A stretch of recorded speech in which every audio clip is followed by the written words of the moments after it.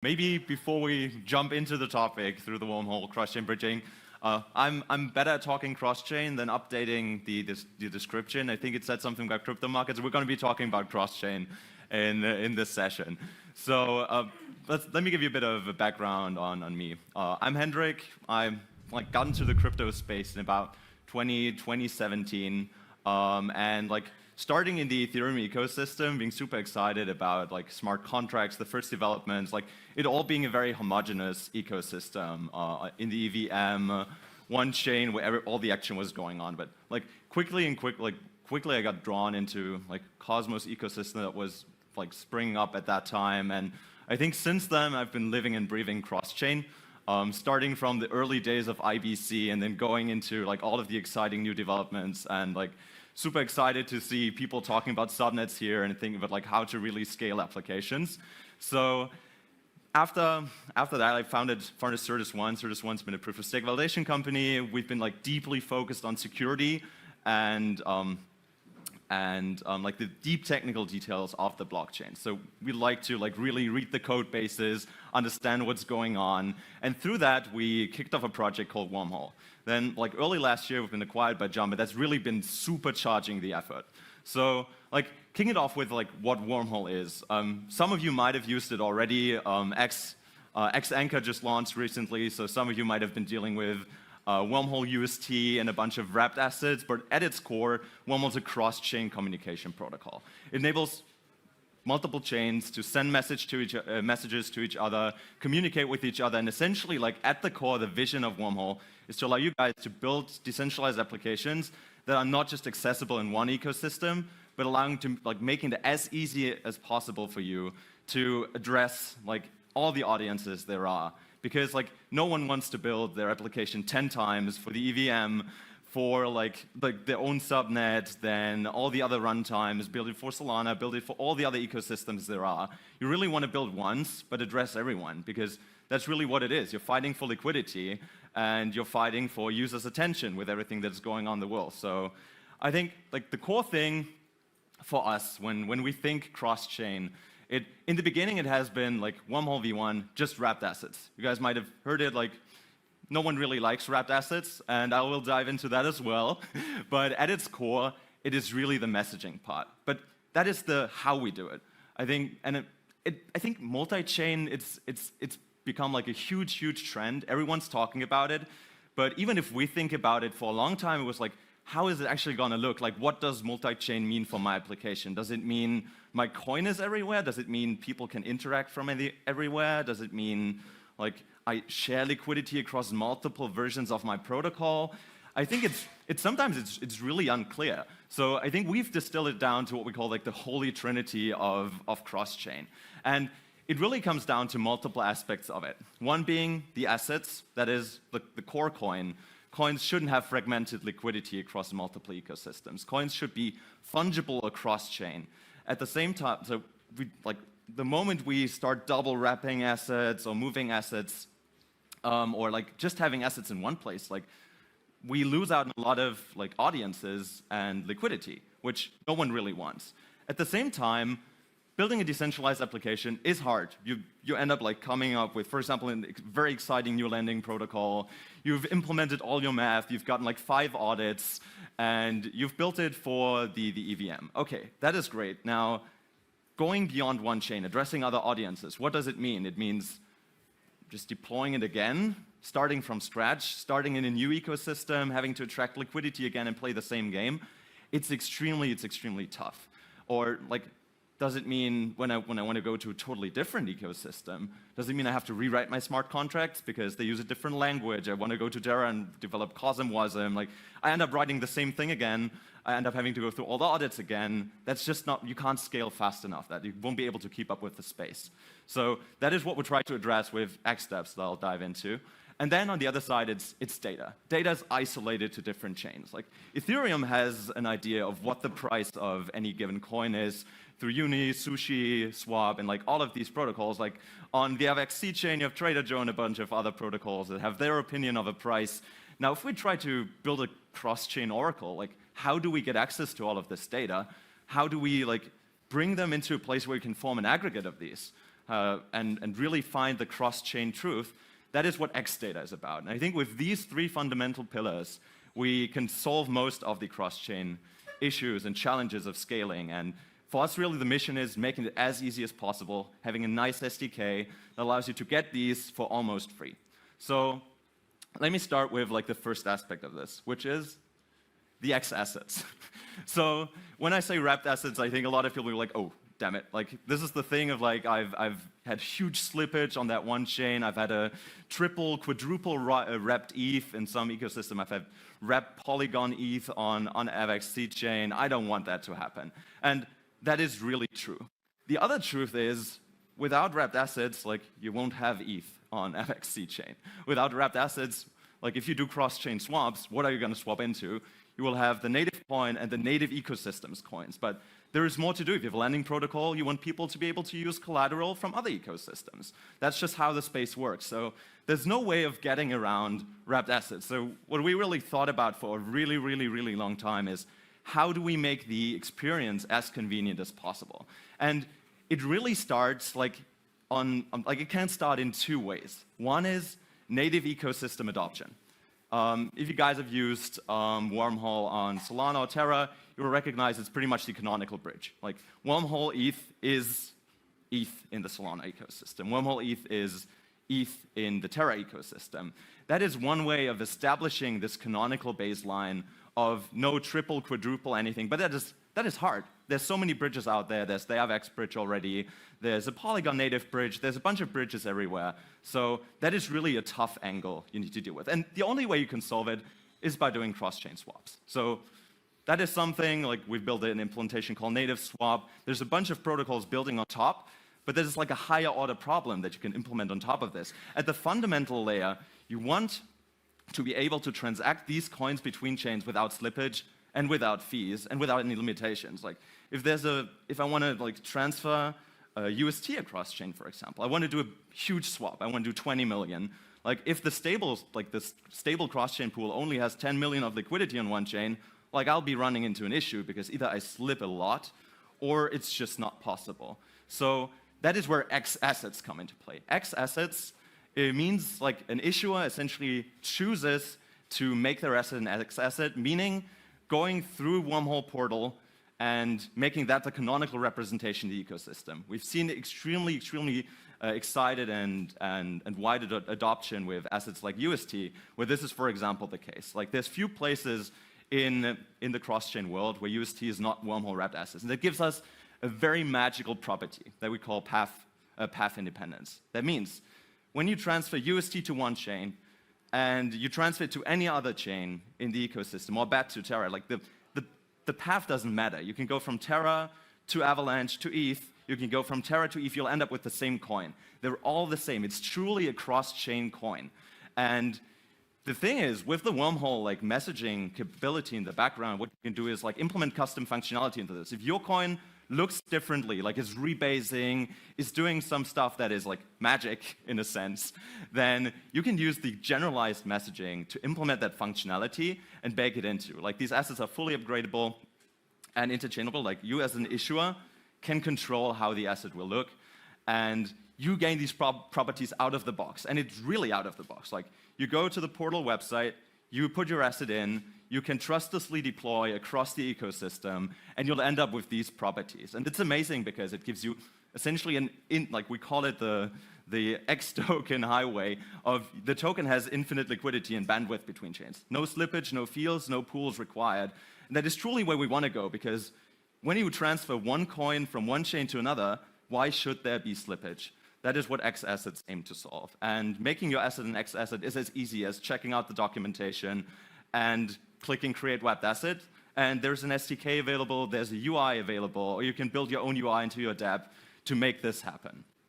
So going into the next aspect, that is the xDApps. And that, like, now that we've solved kind of the liquidity and going cross-chain of an asset, the next problem becomes like how to scale my dApp. And this is really the biggest point we're thinking about these days, is it's not just about assets. It's about scaling your application to new audiences. And that is really only possible if you don't have to rebuild 10 times and fragment liquidity. Like if you have a lending protocol, you don't want to have 10 different pools of collateral and 10 different pools of like assets you can borrow. You want to have unified liquidity. You want to have it in a place, but you want everyone to be able to interact. As a user, like I don't want to switch my wallet for the 10th time. No, I really don't want to. I don't want to have 10 gas coins and like it's just too much. I want to like choose my home base and interact with every single protocol. So we've come up with the notion of like light clients for dApps, which essentially means, and xAnchor is an example of that, you have your protocol deployed on your chain of choice. That can be the chain that has the properties you need. That can be C-chain. That can be your own subnet that is connected to the cross-chain communication protocol.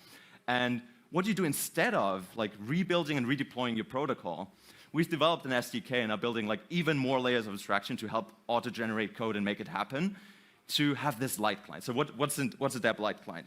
A dApp light client essentially means it's more of a on-chain user interface to a decentralized application. So instead of having all your accounting logic and everything like deployed to 10 different protocols, you have the one chain your protocol's deployed on, and you use the cross-chain messaging in the background to have this interface. And this interface exposes the functionality. Let me take the lending protocol example again. Like, I want to deposit collateral. I can do it using the interface on the other chain. It's essentially, imagine it as being like a bit of, in the background, a remote wallet. Like you remote control a wallet on the chain where the protocol is actually hosted on. That means I can be on Ethereum, but I can deposit into the protocol on the AVAX chain or use subnet. Or at the same time, then I can start borrowing.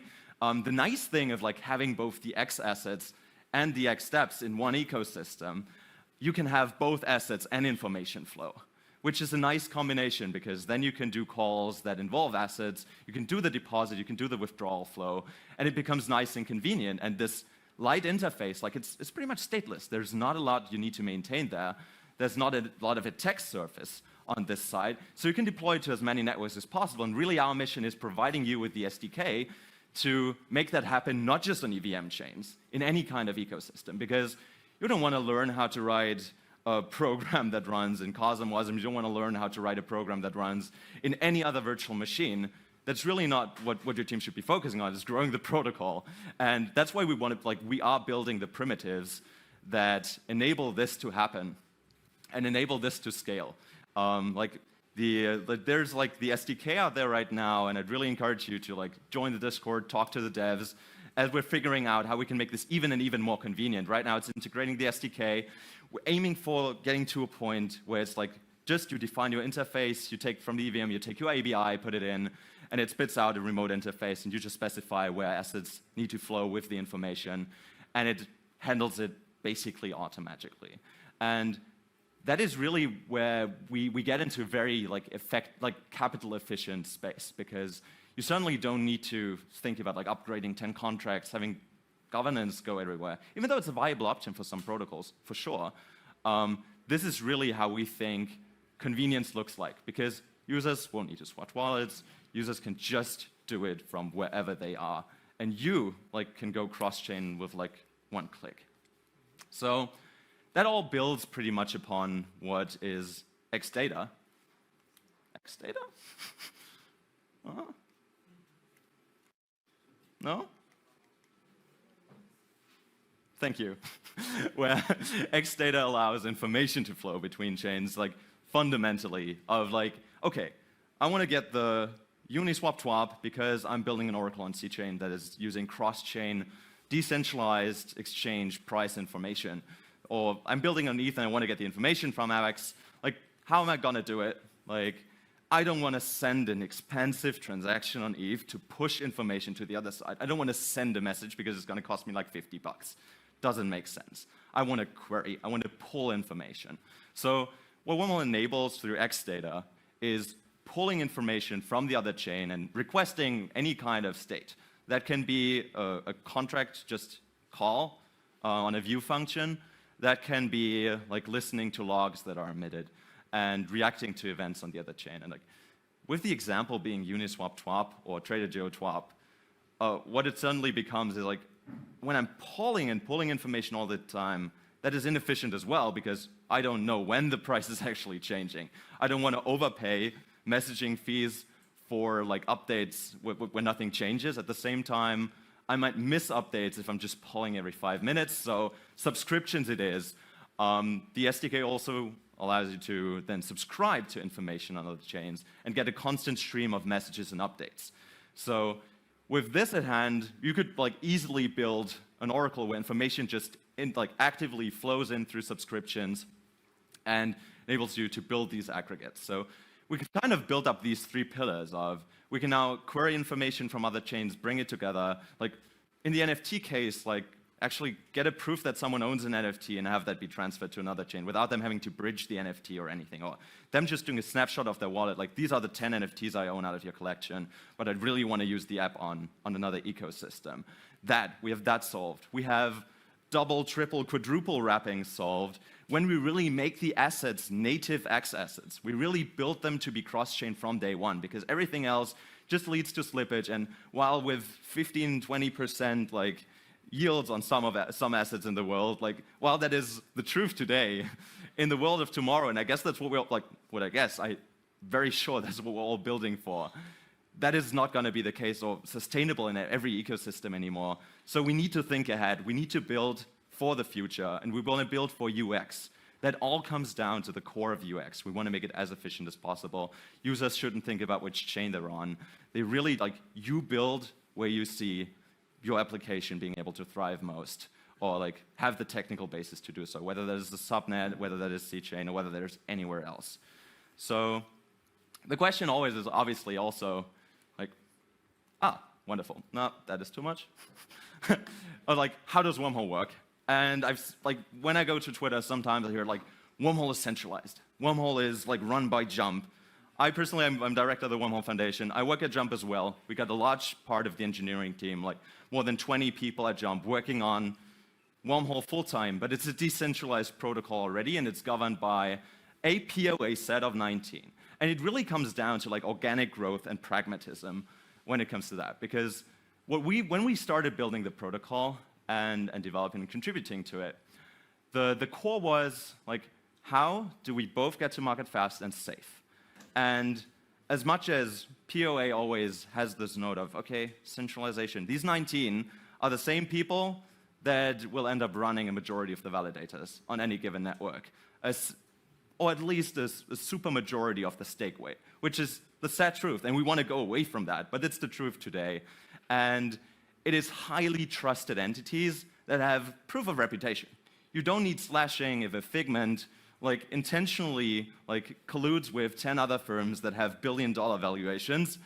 Like what they would lose is the $1 billion of valuation and trust, because these companies work on trust. So we feel very good about this right now. Is it the solution forever? Not at all. Next step is like what we call proof of governance. It's just expanding the set beyond 19 and making it open to the community and making it open to coin-based voting for addition and removal of validators, which is essentially like, we call it like a POS where everyone's involved. Because in POS, like if we have 20 slots and you have 5% of the coins, you can vote someone in. Obviously, in a protocol of like 19, we're using 2/3 plus majority as the signing threshold in the multi-sig. One can't do anything wrong, but slowly over time, lower quality, or people like the community disagrees with, slip in. We think for the early days that is not the right thing. There should be community consensus and everything. Like everyone should be involved in additions and removal in governance. It should really be like true democracy in that sense. And then going forward, and we're putting huge, huge research effort into that already today, is going fully trustless. Wormhole at its core, like I've been saying, it's a messaging protocol. Behind everything that I'm saying is a simple send message, receive message, or relay message. At its core, it's been live for more than 8 months at this point. It's a battle-tested piece of infrastructure, but it's built in such a way that the backend is pluggable. Like Wormhole's not selling you threshold signatures or any trust model. Wormhole at its core has a backend that's swappable, and that backend should, and I'm very sure will become, trustless the moment like zero-knowledge proofs can be done in time and can be verified cheaply on all the connected chains in the ecosystem. And we're putting a ton of research into both hardware acceleration already and building light client proofs and working with like a lot of partners in the space to make it happen ASAP. Because really, when you communicate between two chains, the only thing you should be trusting is the two chains. No council or anything. For pragmatism and being able to go everywhere, it's the right choice today, but going forward, this is where we need to go, and I'm very sure with everything that's going on in the roll-up space and consensus space, we will get there. We will get to a point where it is actually viable. So, oh, great. I have enough time left because I wanted to like not just talk, I want to open this up to like a lot of questions. One thing at first is like talk to our team. Like the SDK is there, it's been live for a while, it's a battle-tested piece of infrastructure. xAssets are live, have seen a ton of traction. There's about I think almost 3 billion in xAssets circulating in the ecosystem already. And it's both amazing for new ecosystems bootstrapping, obviously, but if you are minting a coin, come talk to the team on Discord. See whether how you can make your asset an xAsset. Like, has it custom functionality? We'll be there to help integrate the SDK. It has some rough edges. We want to polish them, and we'd love for you to help make that happen. And at the same time, it's like not just the xAssets, like the xDApps and everything, like these light client interfaces. This is not just an idea. It's out there. They have launched. There's 0.1 protocol that's like allowing deposits in the Solana world. We have xAnchor that is live today that allows you to interact with the Terra-based protocol from the Avalanche world. So it's not just like a pipe dream. It is there, and you can make it happen for your dApp as well. And if you guys are interested in like querying cross-chain data, this is one of the flows that is like in an early stage. We can enable the querying, we can enable the flow of information. But it's like, is there more than just subscriptions? Like at the core, messaging. So it's all extensible, and that is really the whole idea of it.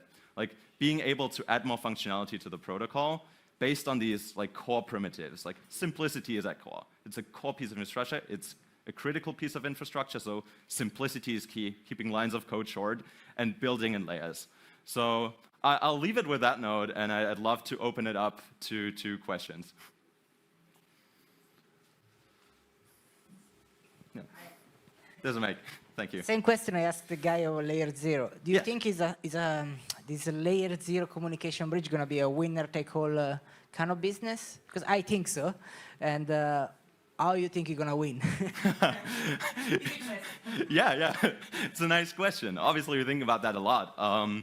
I think we've got a really battle-tested piece of infrastructure that has a lot of adoption. There's like tens of thousands of messages flowing every day through the Wormhole network. There's billions in assets having been transferred across hundreds of millions every day.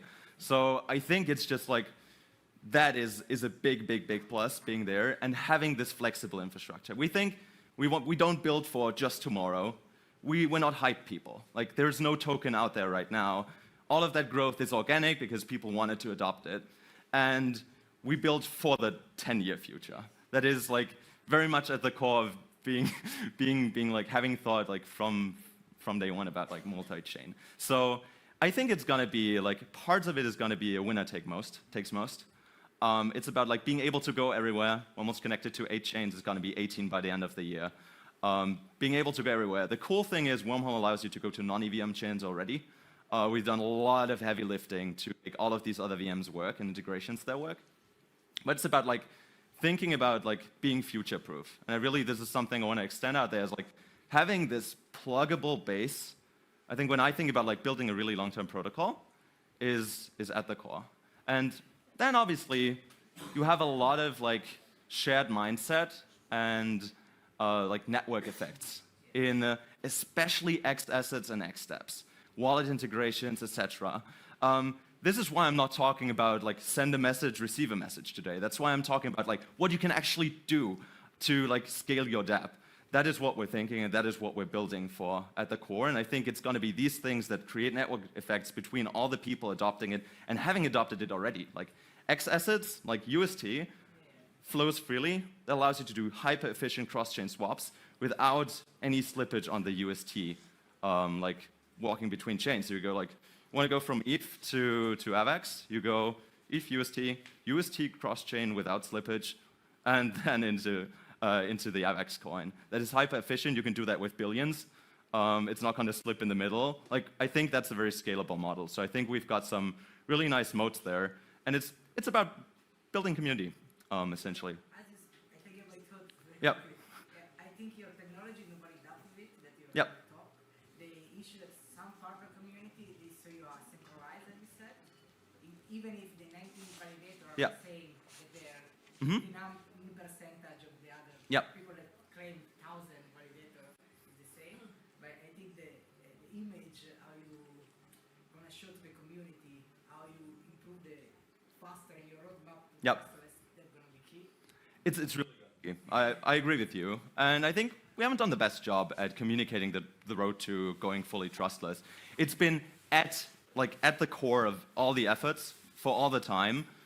We think the 19's Guardian set actually has pretty strong properties. I'm going to actually drop a couple interesting tweet threads very soon about like how we think about that, how you actually look at that of like 13 out of 19 versus a 2 out of 2 model or anything like that. We think it's very solid basis, but we're moving like extremely fast into the full trustlessness, and it's just truth about like being able to scale fast and then go to full trustless. But I agree with you. It's very key in this space. Hi. I would like to know if you have any sampling code regarding the subscription part, the Oracle part. Yeah. So the subscription part, the actual subscription model is right now in dev, so that's coming up very soon.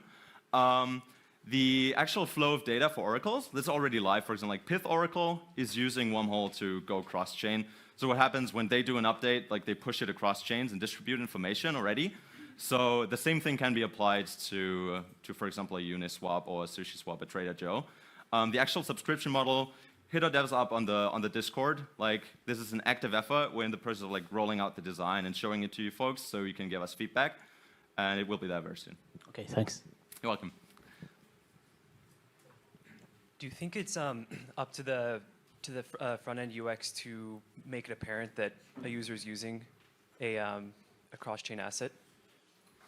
To front end, to make it clear. I think in the ideal world, like fast forward 2-3 years, I would love there to be assets to be xAssets, so there is no cross-chain asset or anything. Like, okay, it will show you that this asset maybe originates somewhere else, but ideally you have this unified liquidity and unified vision of what an asset is. So the wallet doesn't need to show it. In the meantime, yes, we're working very actively with wallets across the space to make sure things are displayed properly. You know what's going on, and it's hard. It's hard because there are a lot of bridges out there. There's a lot of holes that need to be plugged with cross-chain swaps, truthfully. And I think like getting more integrations in there and having the UX be fixed to users to know what they actually hold there is tremendously important. Until you're trustless, is it Jump's policy to refund hacks if there's a new? I won't be able to comment on that, really. Jump has plugged the hole. I think it just shows the conviction we have in the protocol and in the roadmap. So one important thing I want to note there is like you said that in like one sentence with until we go trustless. Truth is, this was a smart contract bug. This can happen to any protocol, no matter how consensus works. Like, you can have a bug in your code, whether you use a single signer and it's being super centralized or being trustless. Like, hell, even the cryptography that you're using could be broken. Like, cryptographic mechanisms have been broken. When we go into quantum world, that might actually be attack surface. So it's really about like minimizing that. And we've like gone really far, like getting multiple audits in. We have like, I think 3 or 4 audit firms on retainer that are constantly checking every single pull request that's coming in, every single change, and going through that over and over and over again, and really, really strict policies internally. And I think that's what it takes going forward. But on like Jump refunding or making any promises there, I can't do that, unfortunately. Okay, thank you. Yeah. How can retail investors get upside exposure to Wormhole? I mean, being a messaging protocol, you don't have a native token. Yes. Being a message protocol, we don't have a native token yet. So there is going to be a coin that's going to be a DAO. So there will be a way we can, like, the community, the retail investors can get involved in this. And can truthfully help this scale and participate in the cross-chain world growing. So that is part of the mission. How exactly that's going to look, stay tuned, and you'll hear about it sooner rather than later. But it's part of going like fully decentralized. Even with a trustless model, you will need to have a prover network that needs to be incentivized. You will need to have truly decentralized governance, even for addition of new chains, for like changing protocol parameters, really parameterizing the protocol in any way. So it's going to be a fundamental piece of going to trustless. And I think like, as much as like, I really want to stress this again, having 19 signers is not centralized. The road forward, going more and going trustless will require this DAO, will require true community consensus. So it's coming. And it will be truly cross-chain, I can say that.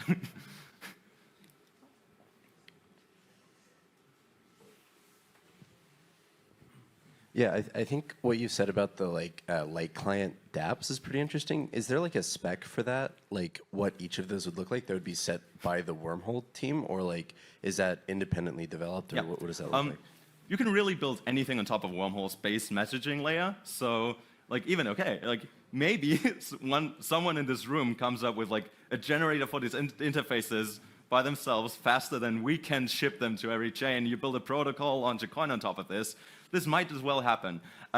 There's no formalized spec. The greatest reference I've seen is like xAnchor, of like looking at how it's done, how the relaying of message and the incentivization there works in that context. So if you're curious like how it works, take a look there, join the Discord, talk to our devs.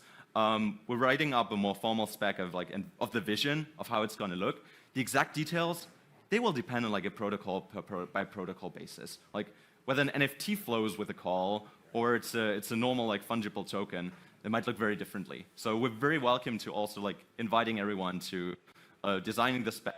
Like a lot of the development is happening out in the open, like chats are happening in Discord, and we love to get more feedback there and open up to you guys. Cool, thank you.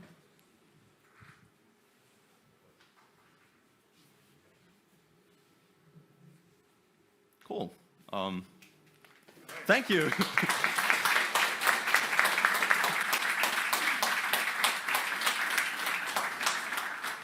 I had another shameless plug slide. Go follow me on Twitter. Stay tuned on like the updates that are coming.